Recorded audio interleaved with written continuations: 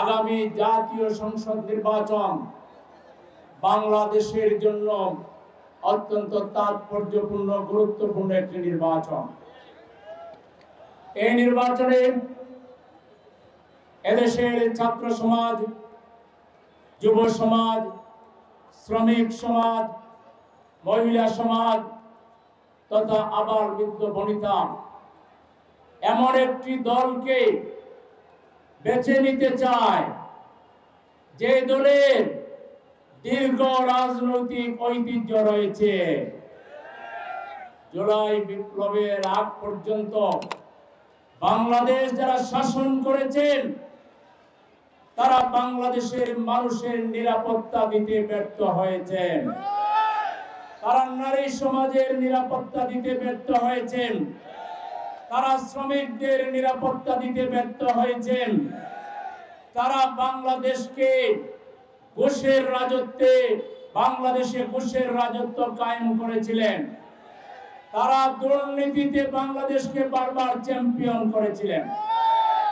এই সব ঘুষখোর, দুর্নীতিবাজ, চাঁদাবাজ এবং মানুষের তৈরি করা আইন দিয়ে সংখ্যাগরিষ্ঠ ধর্মপ্রাণ মানুষকে যারা শাসন করতে চেয়েছে তারা বারবার ব্যর্থ হয়েছে।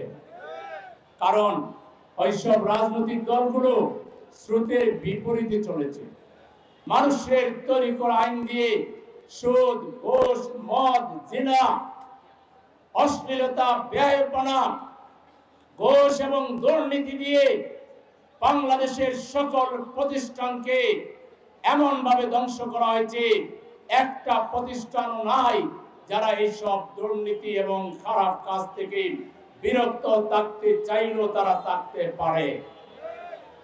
এই অবস্থায় বিগত দিনগুলোতে যারা শাসন করেছিল তারা প্রথমত দেশ শাসন করার জন্য লোক তৈরি করা যে দরকার ছিল, যে ধরনের লোক তারা যে আদর্শ কায়েম করতে চায় সেই আদর্শ বাস্তবায়ন করতে পারবে সেরকম কোন আদর্শিক লোক তারা তৈরি করে নাই।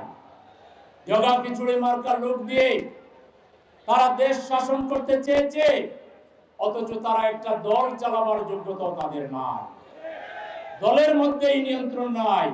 বিগত যে কয়টা দল দেশ চালিয়েছে তাদের প্রোগ্রামে আসলে আপনারা দেখেছেন মারামারি। কি নিয়ে মারামারি?